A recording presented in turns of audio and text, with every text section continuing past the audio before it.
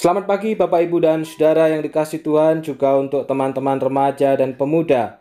Mari kita bersatu teduh hari ini Kamis 15 Juli 2021. Bacaan kita terambil dari Imamat pasalnya yang ke-10, ayat yang pertama sampai dengan yang ke-7. Demikianlah bunyi firman Tuhan. Kemudian anak-anak Harun, Nadab dan Abihu masing-masing mengambil perbaraannya, membubuh api ke dalam serta menaruh ukupan di atas api itu. Dengan demikian mereka mempersembahkan ke hadapan Tuhan api yang asing yang tidak diperintahkannya kepada mereka. Maka keluarlah api dari hadapan Tuhan, lalu menghanguskan keduanya sehingga mati di hadapan Tuhan. Berkatalah Musa kepada Harun, inilah yang difirmankan Tuhan, kepada orang yang karib kepadaku kunyatakan kekudusanku, dan di muka seluruh bangsa itu akan kuperlihatkan kemuliaanku. Dan Harun berdiam diri.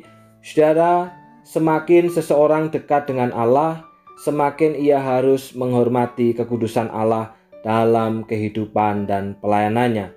Demikianlah kira-kira pengkalimatan bebas dari kata-kata Musa di ayat yang ketiga tentang api Allah yang mematikan Nadab dan Abihu, saudara. Semakin seseorang dekat dengan Allah, maka semakin orang itu akan menjaga kekudusan. Jikalau seseorang tidak menjaga kekudusan, berarti perlu dipertanyakan apakah dia dekat dengan Allah. Saudara, kisah di dalam pasal 10 dari kitab Imamat ini merupakan tragedi bagi keluarga Harun dan juga bagi umat Israel. Belum sempat Harun dan anak-anaknya menyelenggarakan ritual kemah suci secara rutin, kedua anak sulung Harun sudah dihukum oleh Tuhan secara dahsyat.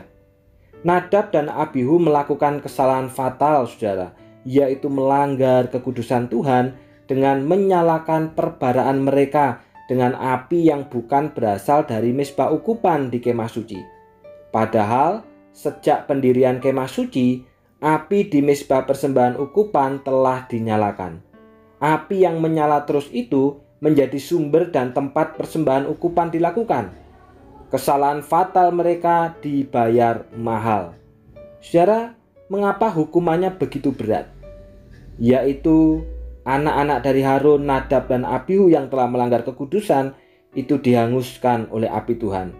Saudaraku, umat Israel pada masa itu baru saja merayakan keimaman Harun dan anak-anaknya dengan begitu serius dan kudus.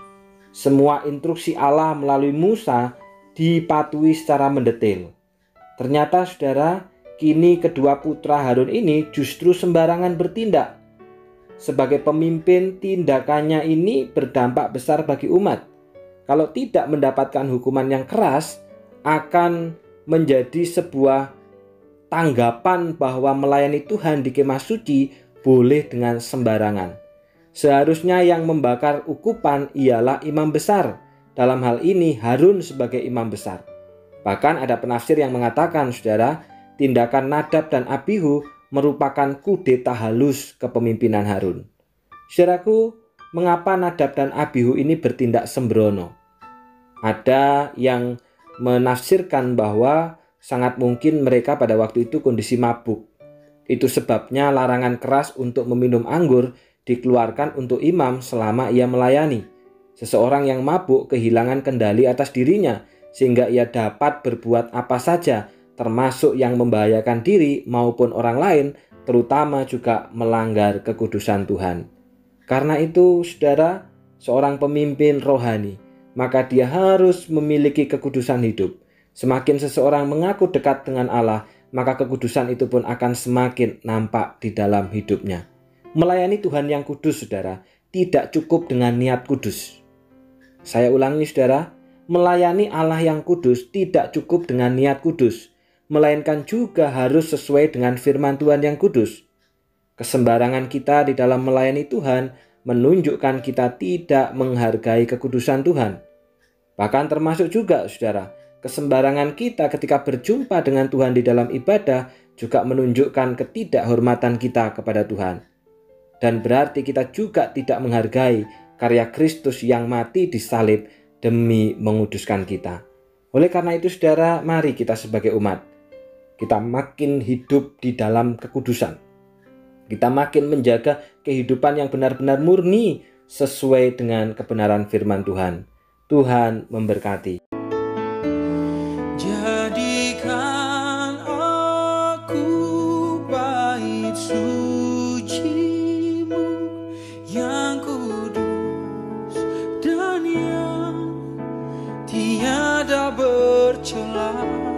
Jadikan aku mezbah doa-Mu bagi keselamatan bangsaku. Mari kita berdoa.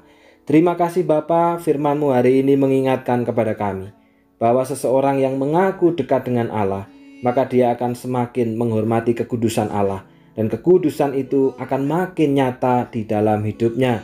Oleh karena itu Bapa, secara khusus berdoa untuk hamba-hamba Tuhan yang Tuhan percayakan di tengah-tengah GKT Banyuwangi ini, baik itu Pendeta Hartines, baik itu hamba-Mu, ataupun juga penginjil Yohanes. Tuhan tolong kami bertiga, supaya kami sebagai pemimpin rohani yang mengaku dekat dengan Allah itu juga memiliki kekudusan hidup di dalam hidup kami.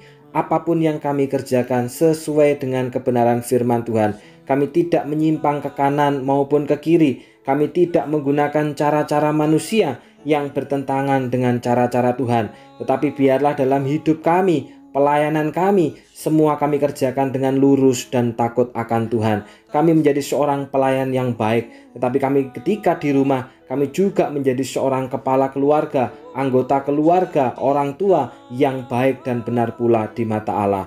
Demikian juga hamba-Mu mengingat untuk para penatua yang telah Tuhan percayakan di tengah-tengah gereja kami ini.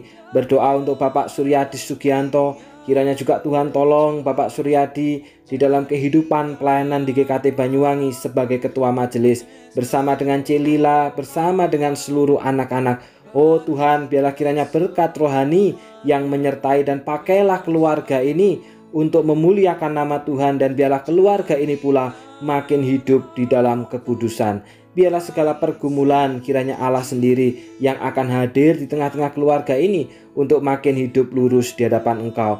Berdoa juga untuk Bapak Andrew Suyanto sebagai wakil daripada ketua.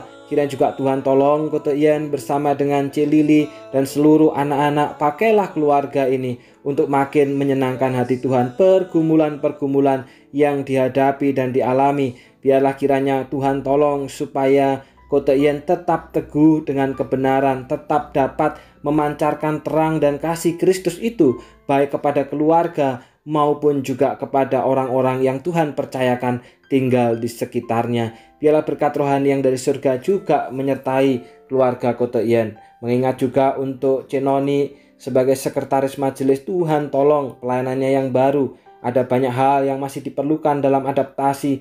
Kiranya Tuhan sendiri yang memberikan kekuatan dan kesehatan bersama dengan Ko Andi dan seluruh anak-anak untuk bersatu melayani Tuhan dan menjaga kekudusan hidupnya. Biarlah kiranya di tengah segala pergumulan, berkat rohani yang dari surga yang menyertai, dan buatlah keluarga ini untuk boleh makin menyatakan kekudusan Tuhan. Demikian juga berdoa untuk saudara kami, saudara Vindiar Honggo Satura, yang juga Tuhan percaya sebagai penatua melayani sebagai bendahara. Oh Tuhan, kiranya Engkau pakai juga untuk Vindiar bersama dengan Naomi, dan tolonglah keluarga ini di dalam pergumulan, dalam harapan-harapan mereka. Kiranya Tuhan Kau jagai, dan biarlah harapan itu adalah harapan yang memang sesuai dengan keinginan daripada Allah sendiri. Apa yang dicita-citakan, apa yang direncanakan, biarlah berkat rohani yang menyertai.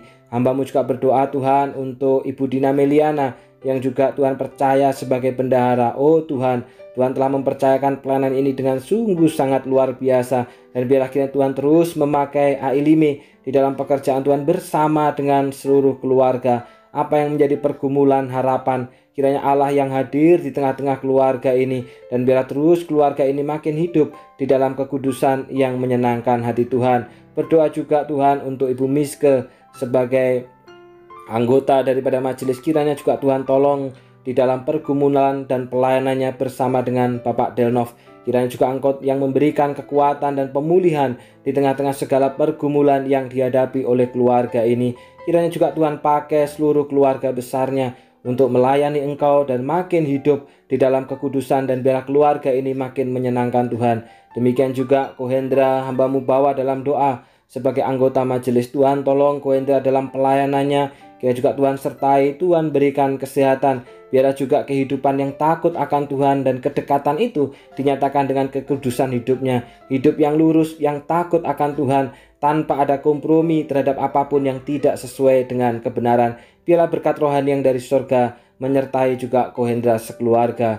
Berdoa untuk seluruh jemaat yang pada pagi hari ini sudah bersaat teduh, bahkan berdoa bersama. Oh Tuhan, kiranya juga Engkau menolong kami supaya kami makin hidup di dalam kekudusan, dan ketika kami mengaku makin dekat Tuhan, maka kami pun juga makin menghormati kekudusan Engkau. Di dalam nama Tuhan Yesus kami sudah berdoa.